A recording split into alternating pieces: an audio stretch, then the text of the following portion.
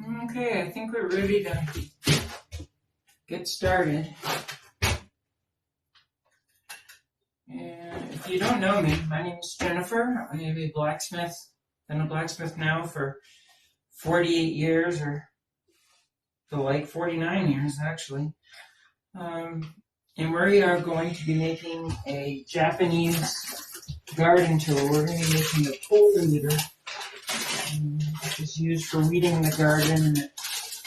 We're going to be making it out of a lawnmower blade, or a section of lawnmower blade.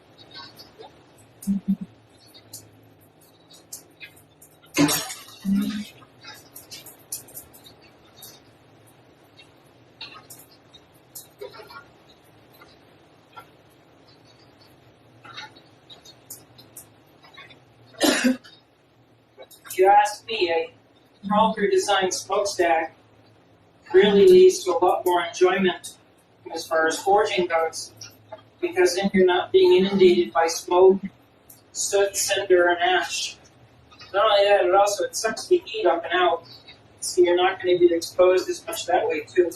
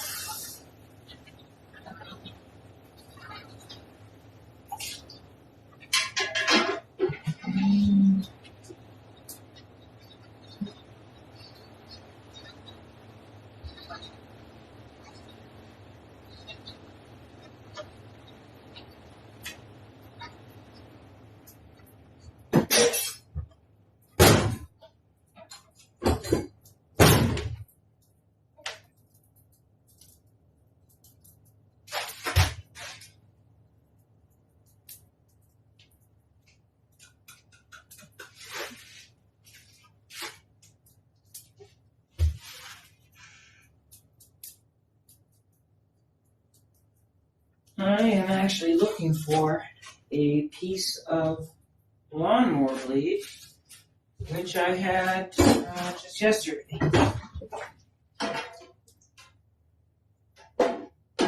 Question is, what did I do with it?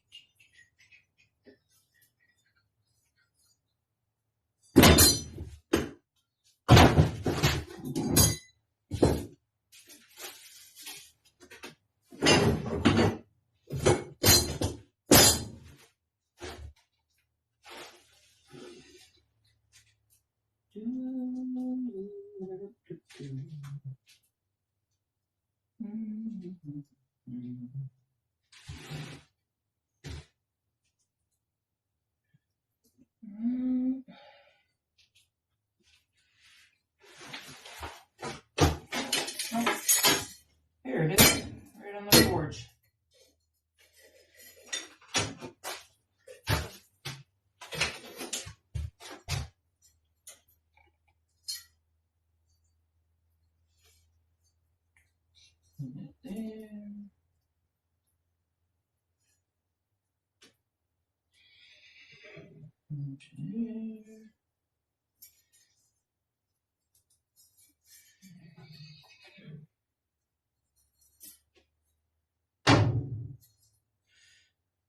I think we're going to start on this side.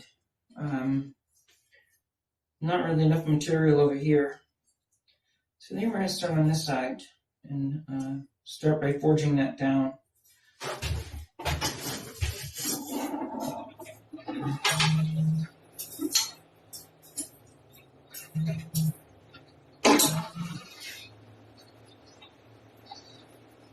Few people realize that the important part of a smokestack or a forge is not when the fire is going and you're pumping air to it. It's when it dies back. So when I stop cranking, the fire basically dies down and then, it sucks up. The important part is when you start cranking again on whether it can keep up with the smoke that's actually being created at that instant as the fire has cooled off some. In then when the smokestack is cooling.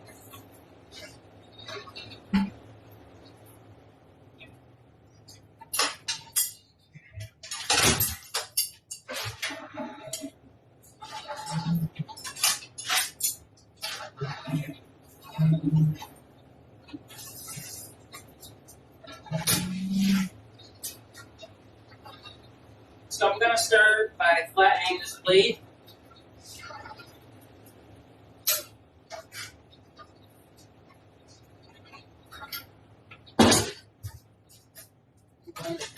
Open our window first.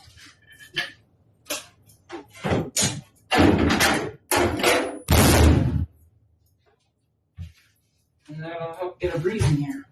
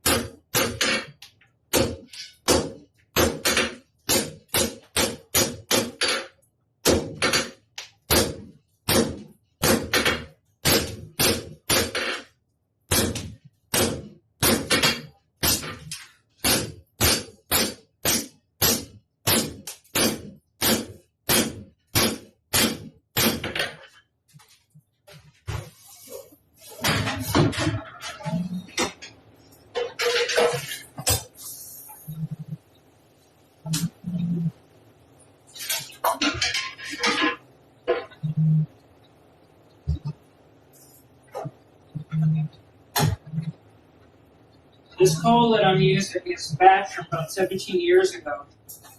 I finally pulled it out of our storage.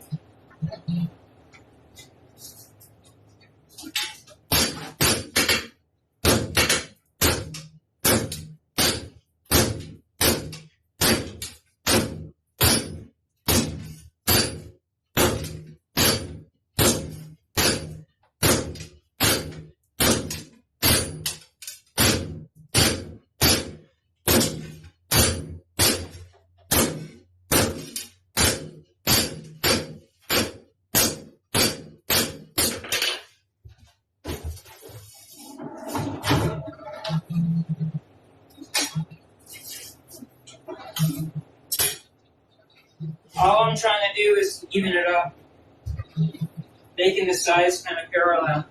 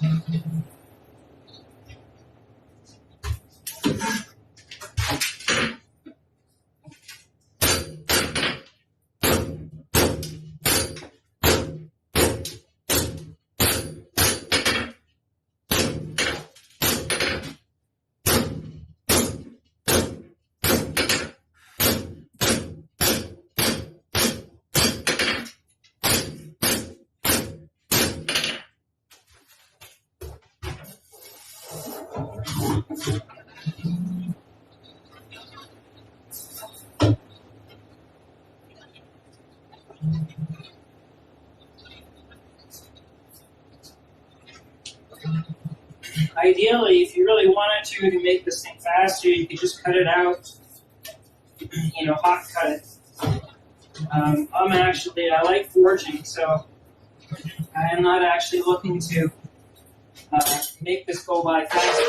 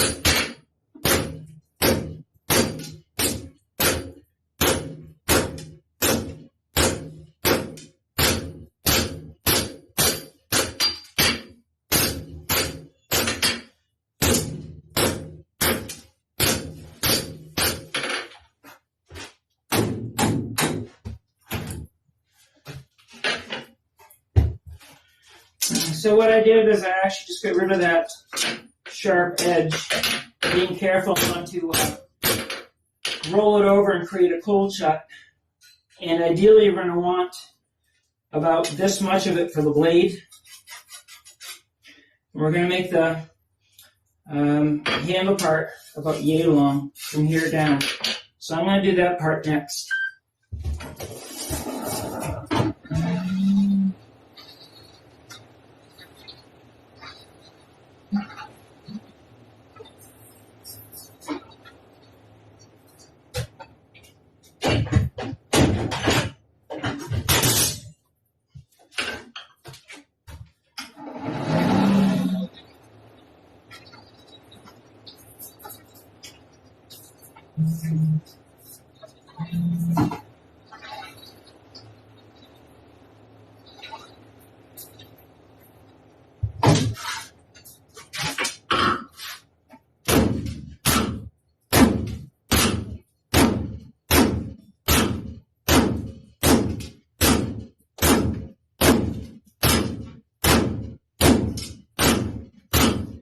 Remember to be very careful about getting a cold shot in your material here.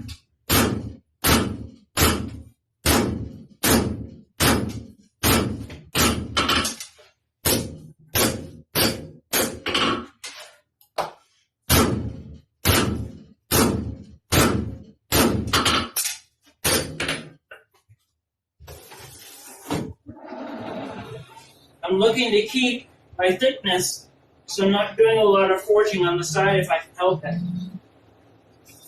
I really just want to penetrate through the center and move the material into the center.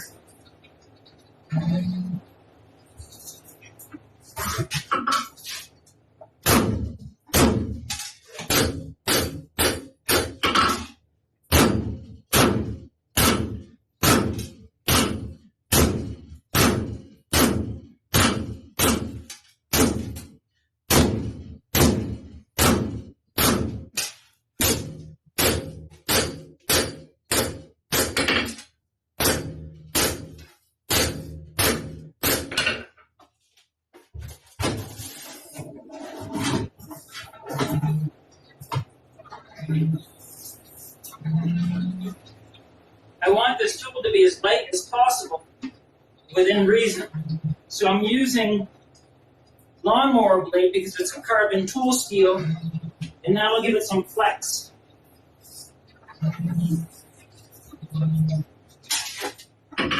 And they're pretty reasonably priced when you find them or someone gives them to you.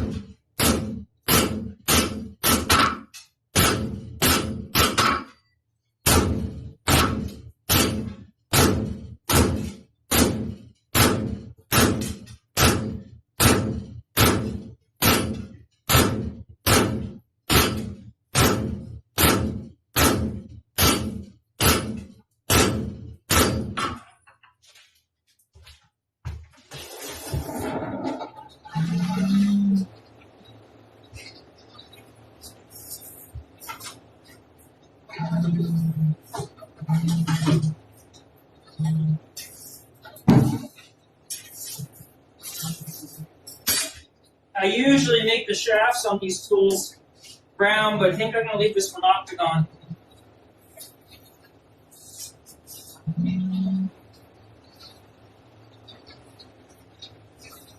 Just to have it be visually different or interesting.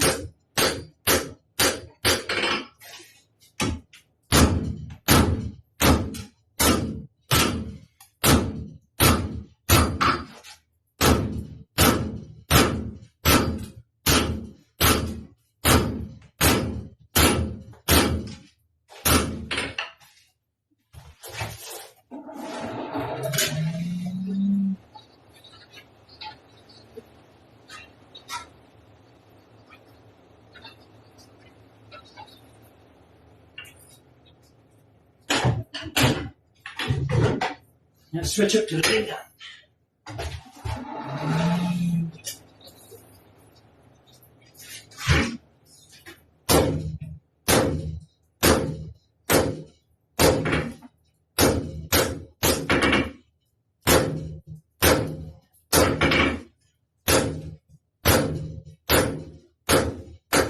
At this point, I'm just making it square, and I'm looking at my measurements to see if they're falling where I want them to be.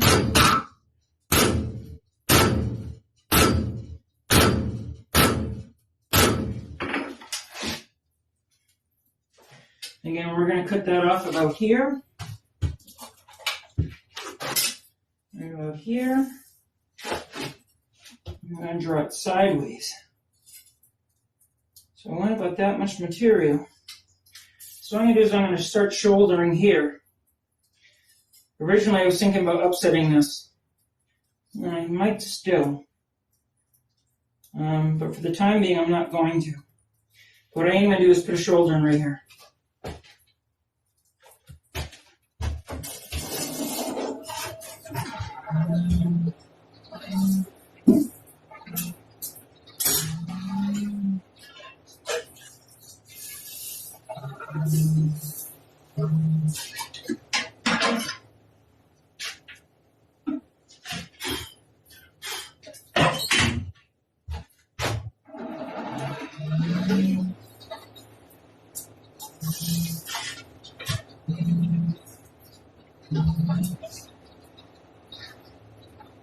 But I'm putting this shoulder and I want a hammer that has a pretty good radius. So I'm not going to be creating a cold shut in the shoulder. I'm going to put it in a diagonal or at an angle on the face, pinch it.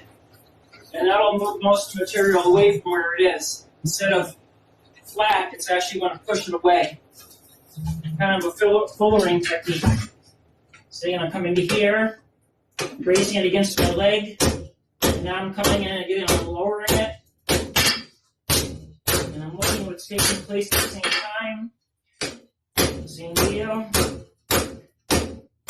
Lowering my hammer handle as well.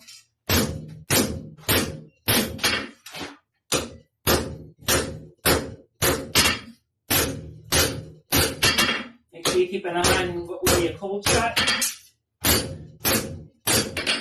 So you can see now that I'm actually forming that shoulder nicely. I'm getting some length in here.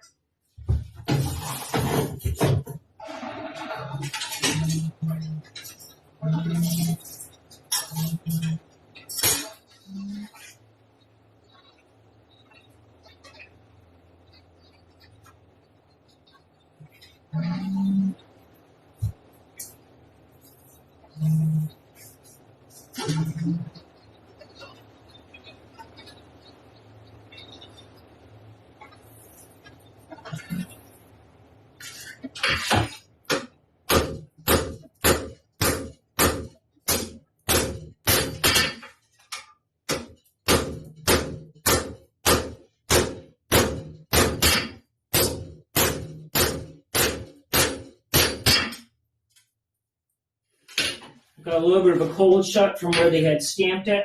So I'm going to take that off with the rasp.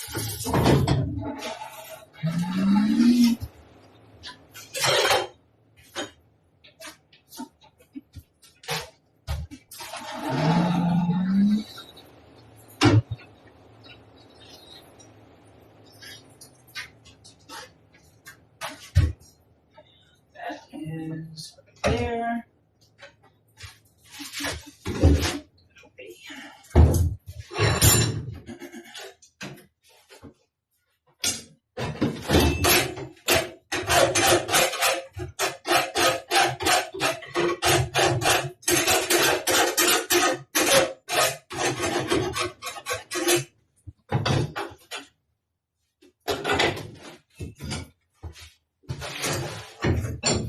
Because these lawnmower blades are stamped out, oftentimes there is a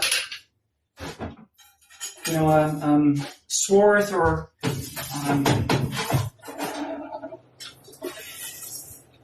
burr. There's a burr from where it was actually stamped on the outside. Because they're painted, you can't see them until you're done, until you get to this point.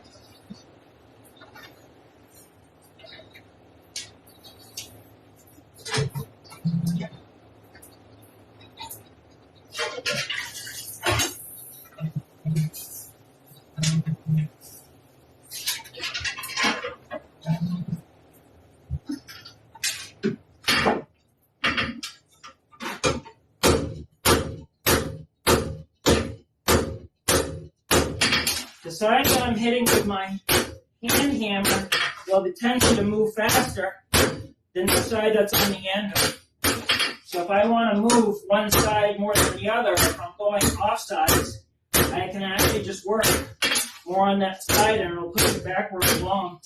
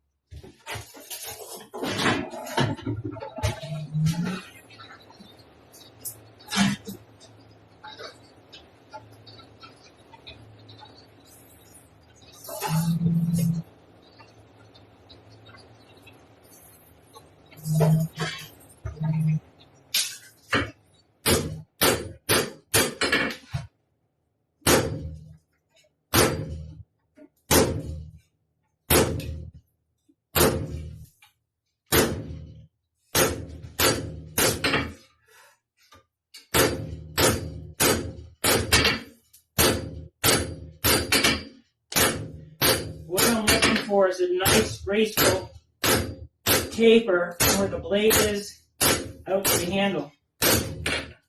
And I'm almost there now.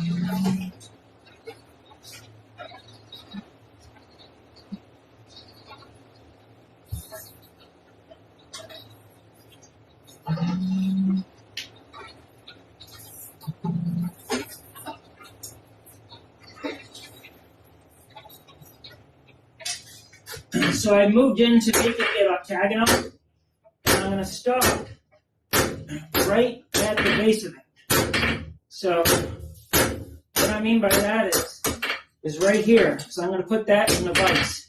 So I want to stop right there.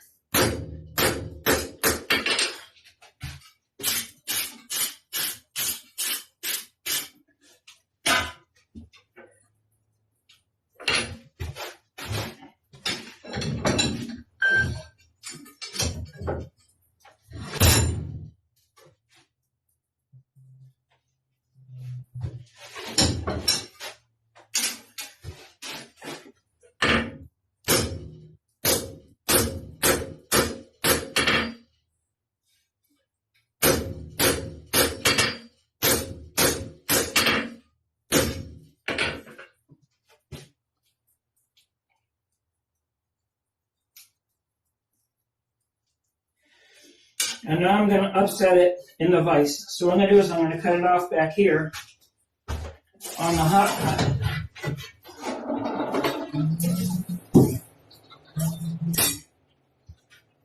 And I will use the straight cut for this, and that way there, I won't have to dress it at all.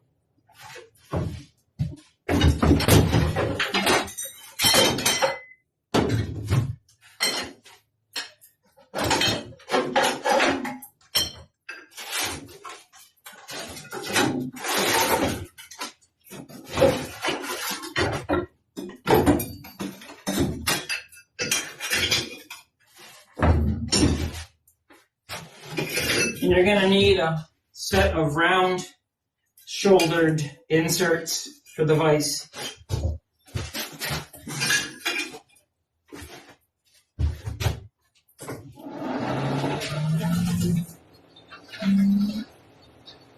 So a straight cut hardy is actually shaped like this, where it's straight on one side but not on the other.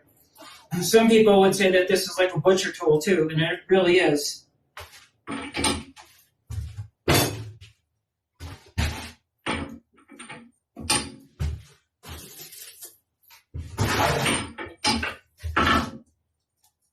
I'm going to come in here, get my mark.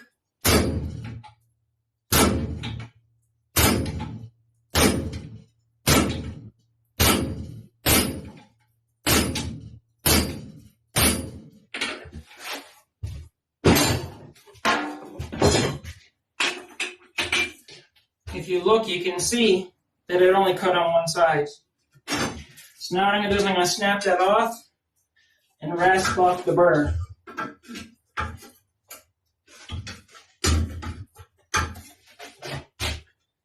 These lawnmower blades really are some tough steel.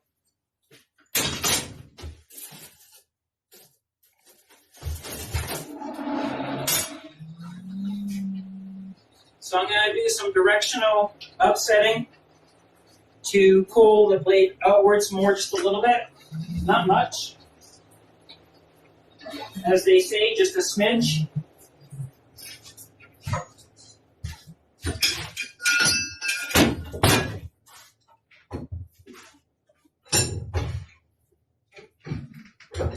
Right now I'm just getting rid of the burr.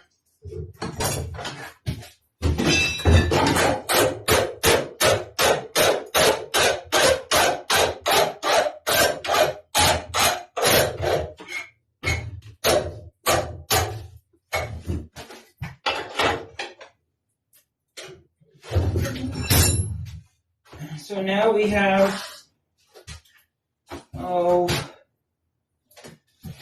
know my measuring tape went.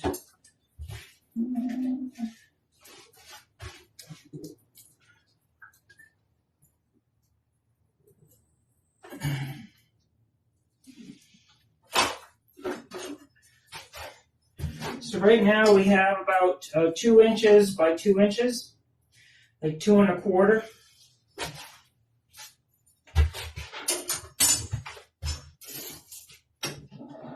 So now I'm going to put it in and take a heat, primarily on the top, or what will be eventually the cutting edge.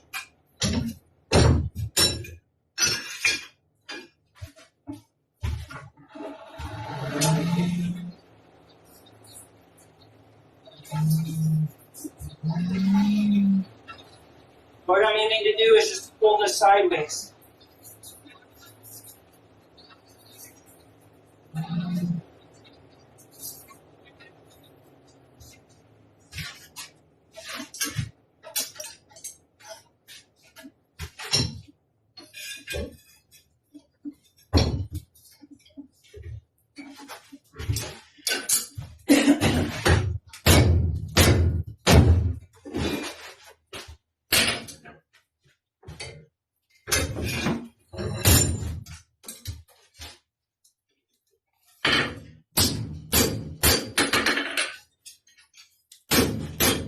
My hammer's a little too big, so it collapsed it. I need to switch to a smaller hammer.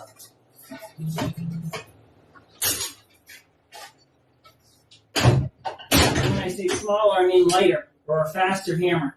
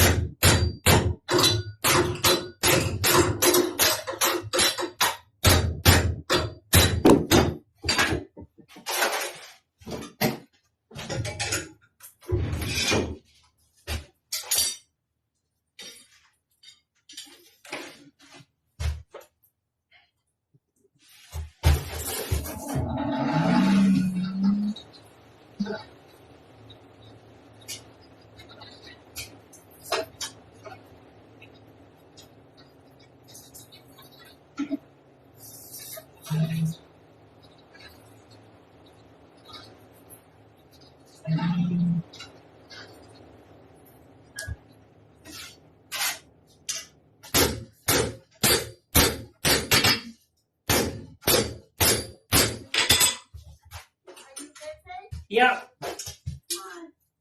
So right now about 2.5 by 1 3/4.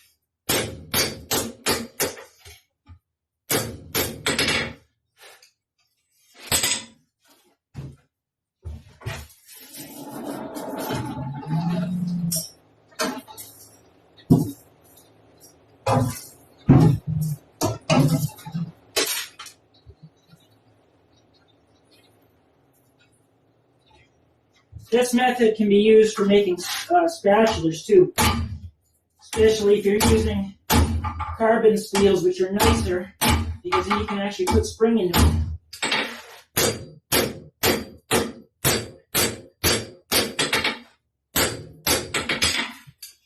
Okay, so I'm pretty happy with where we are now.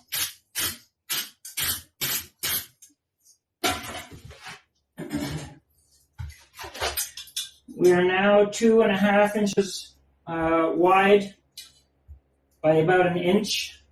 And what I'm going to do is I'm going to clean up this back part.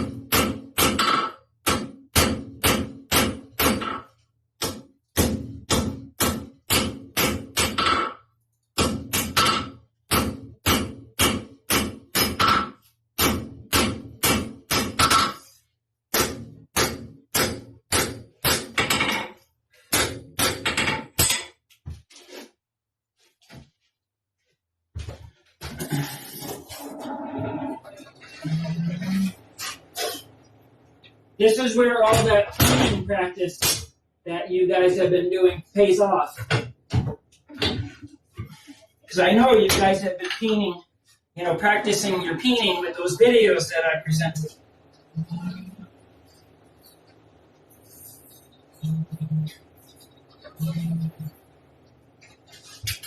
Right? Right.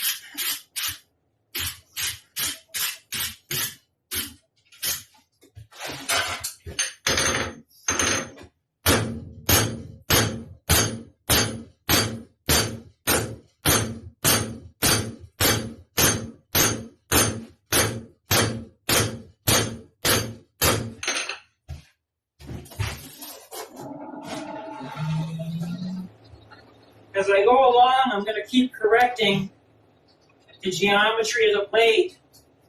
Slightly rounded is okay, but ideally I'm looking for it to be as flat as possible. And so what I'm going to do is I'm going to come in here, and I'm just going to knock that down a little bit.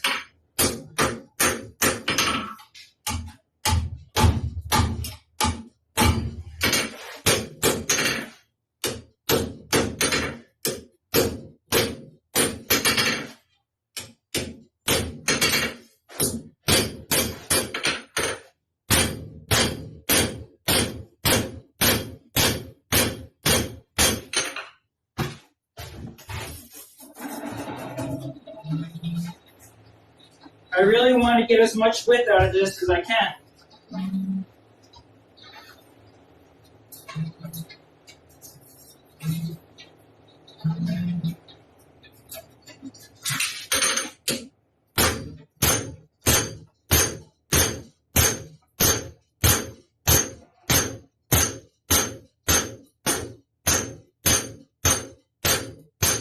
Be careful about going too thin.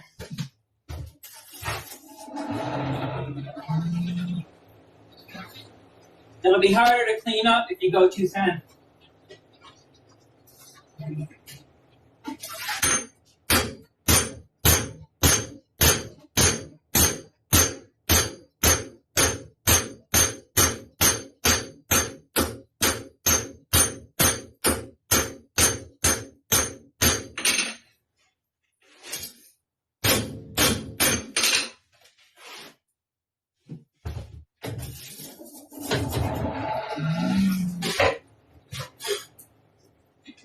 So what I'm going to do now is switch to a wider peen because I'm almost to the point that it's a finished item.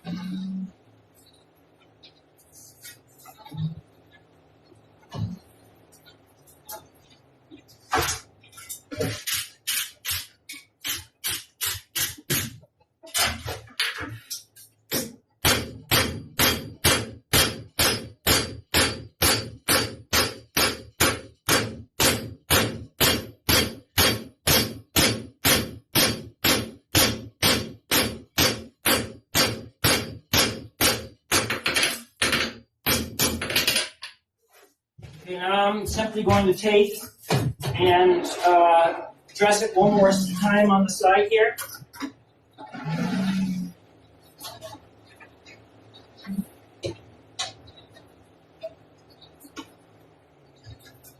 We're starting to get pretty thin, so you want to be careful as far as doing anything too dramatic.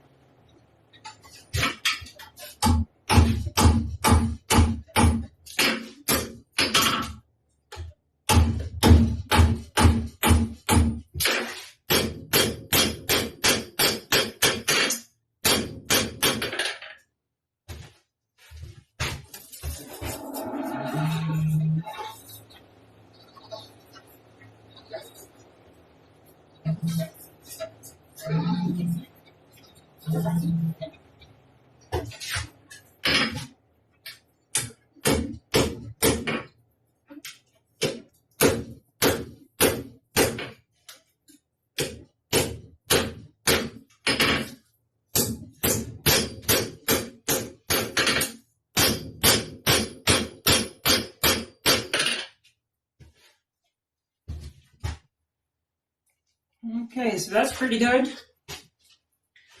And we've gone from, we are now 4 1/4 inches wide and an inch and 5/8 this way, length. I'm going to take one more finishing heat, and this should smooth everything out. Maybe 2 more. You know how it always is when you say, oh, just 1 more heat.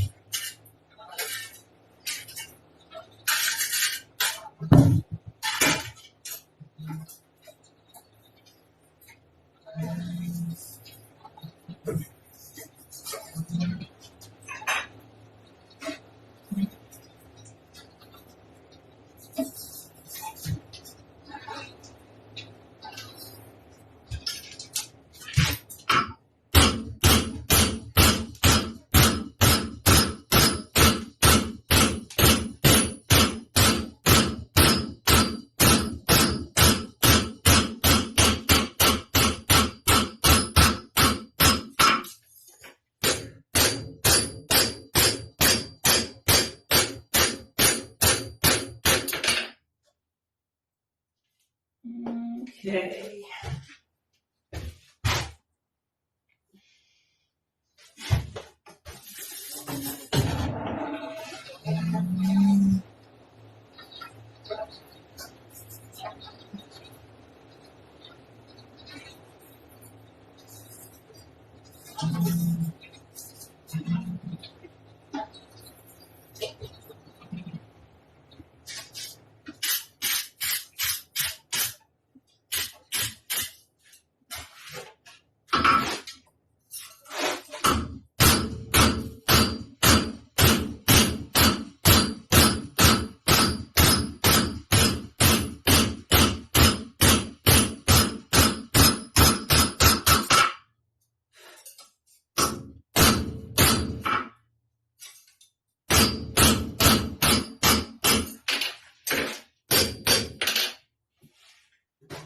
So now you can see that I have a really nice shape. I'm going to come back in and refine this just a little bit more.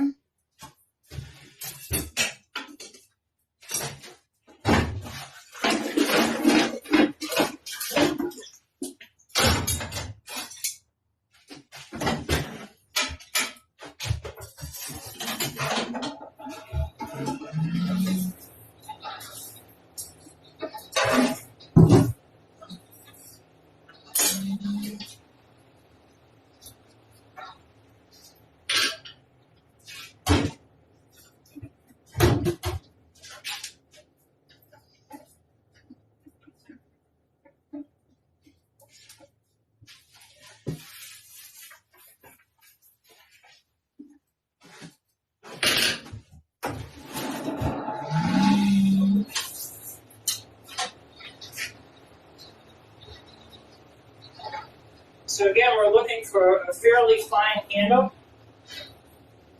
I should say a shank. Makes the tool feel really good when it's responsive or light.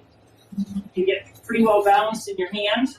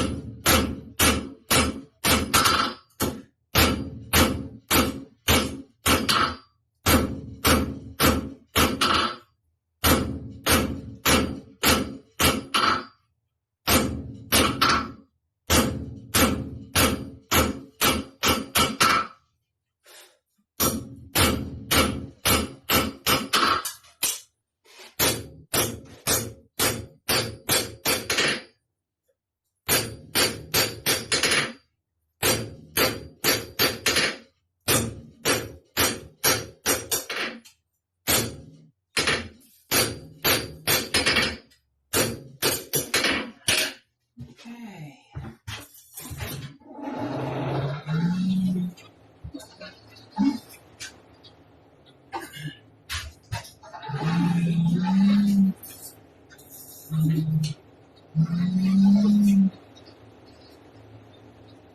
enough material here that you could actually make it longer if you wanted to. You know, the shank size. But I think I like what it is for now.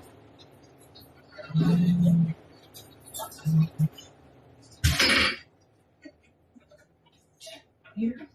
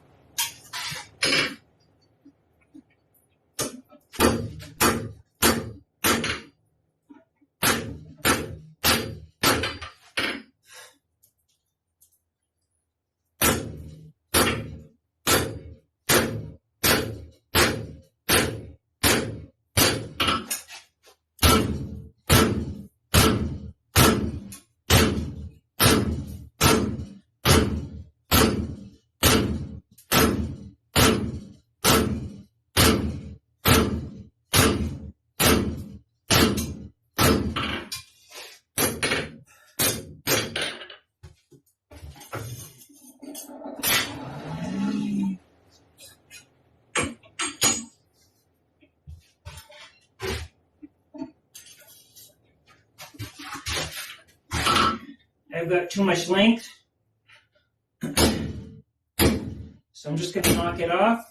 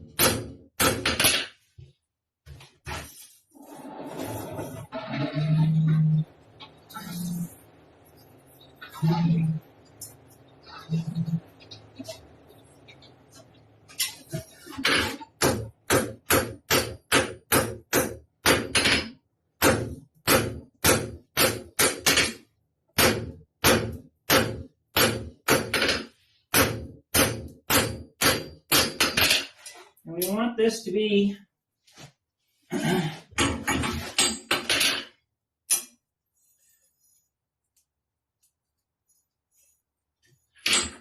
about a handle or about a hand's width. So I'm going to knock off just a little bit more.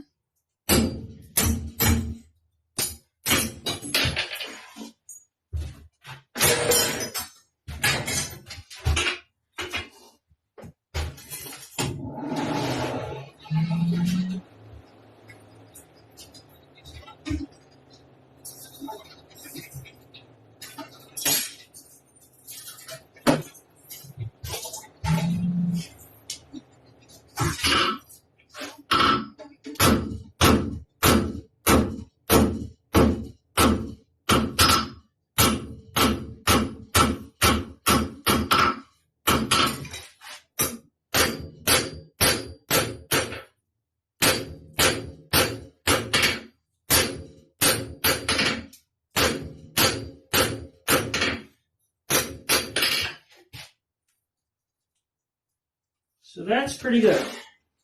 I'm going to take that down just another smidge.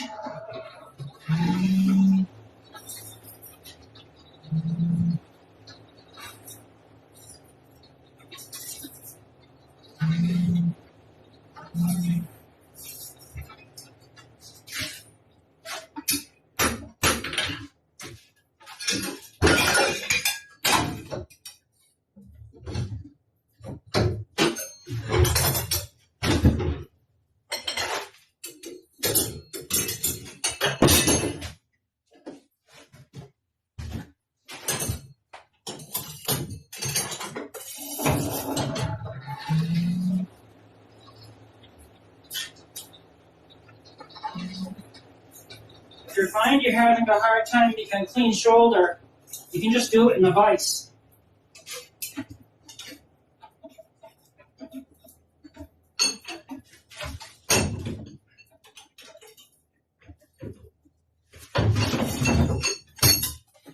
Just like so.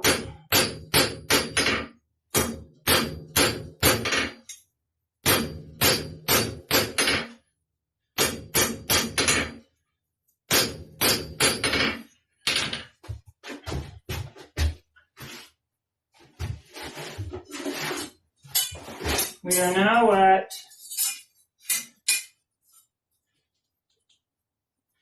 4.5 inches for the shank length. And that should be about right.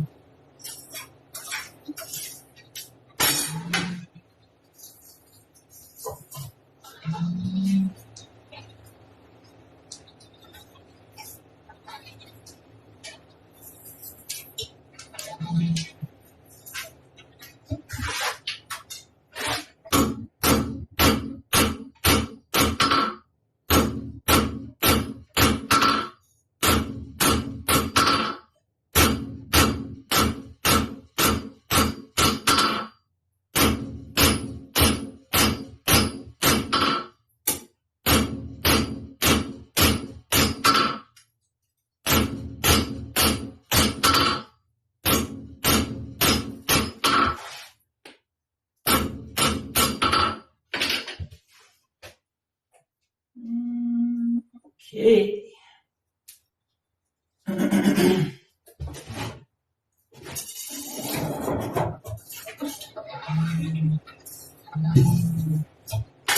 So now would be the time that you would actually take it and grind it and do almost all your finishing work, because now it's pretty easy to get to. Once it's bent, it's very hard to get into all those little nooks and crannies.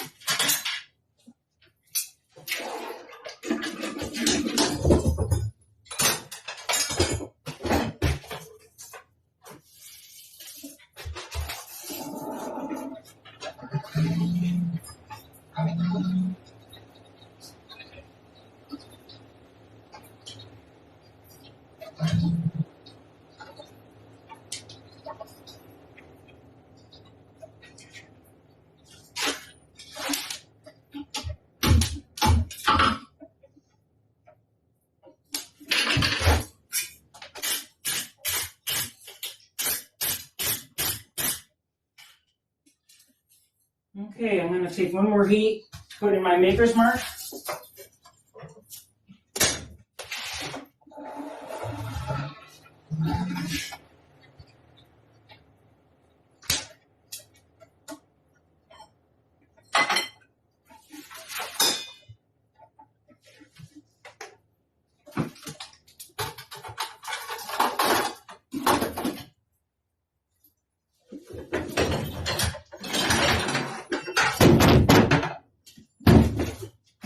That's if I can find my maker's mark.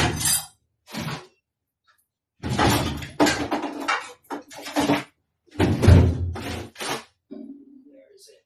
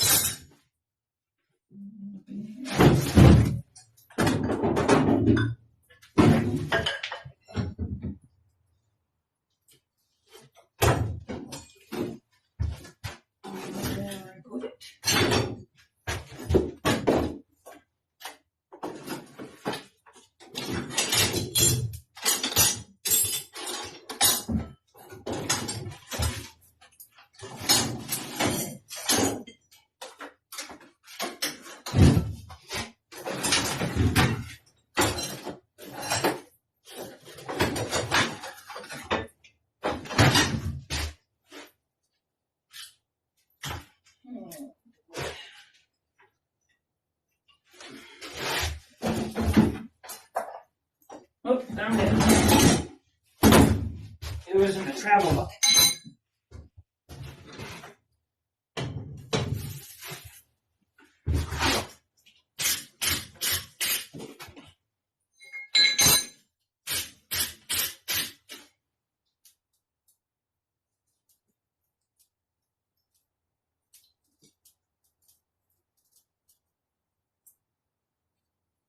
Yep.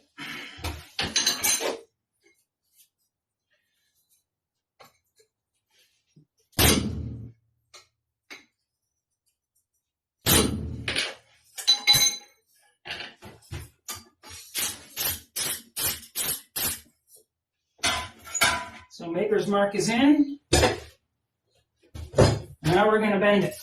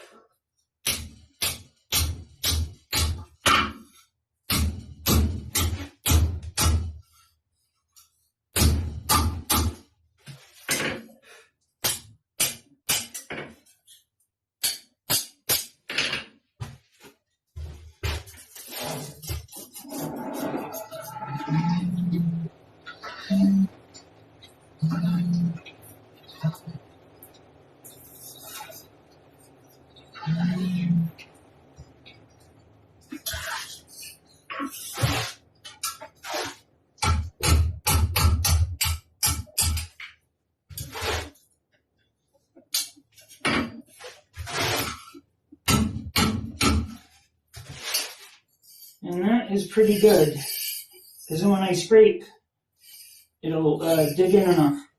And if I go like this, it'll dig in deep.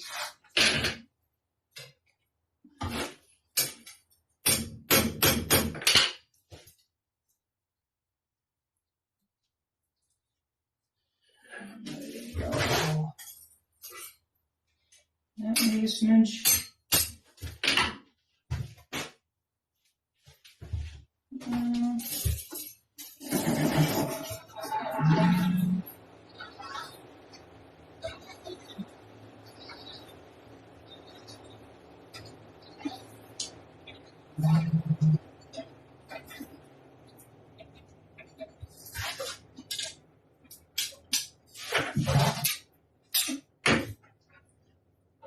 That better.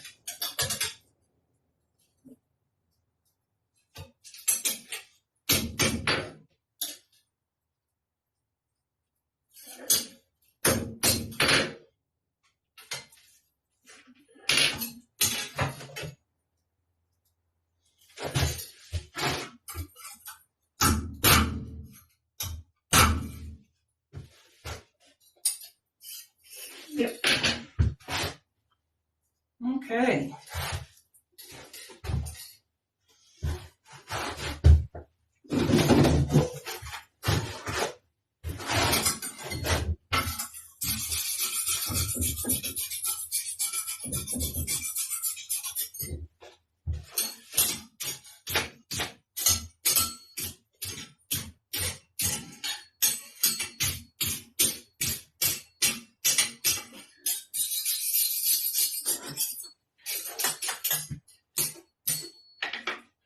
I'm going to go in for heat treatment.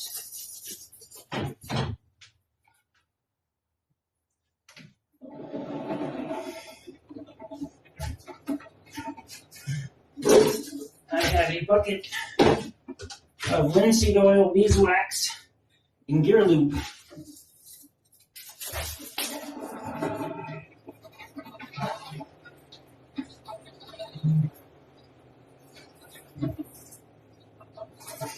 this stuff is pretty tough without it being hardened. So if you only want to do the blade, you can.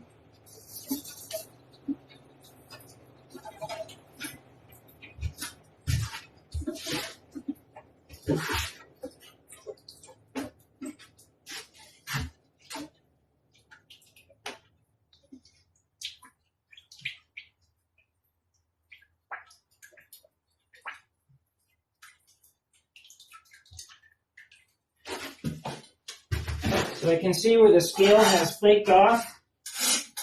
And you can hear it. And it's fully hardened. You can see where it's all shiny. So what I'm going to do now is actually go in and temper it. And what I'll do is I'll flash off the oil.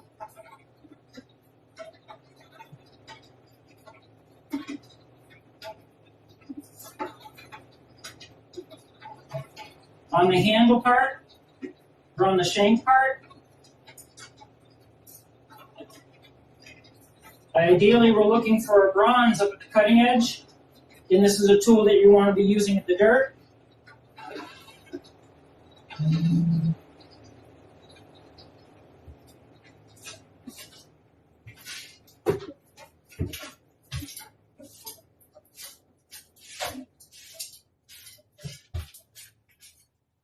If you don't feel comfortable doing it that way, you can take a stone and just rough it up a little bit, just so you can see your temper lines a little better, or your temper colors better.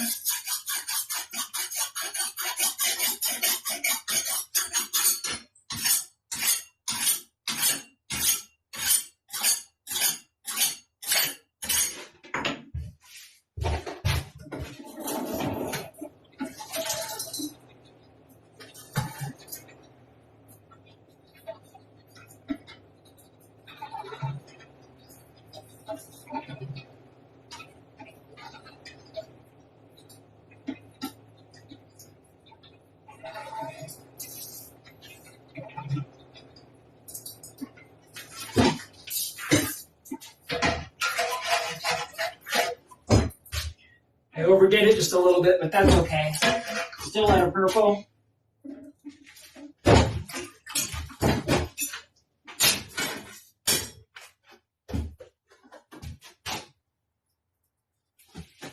So here you have it at this point.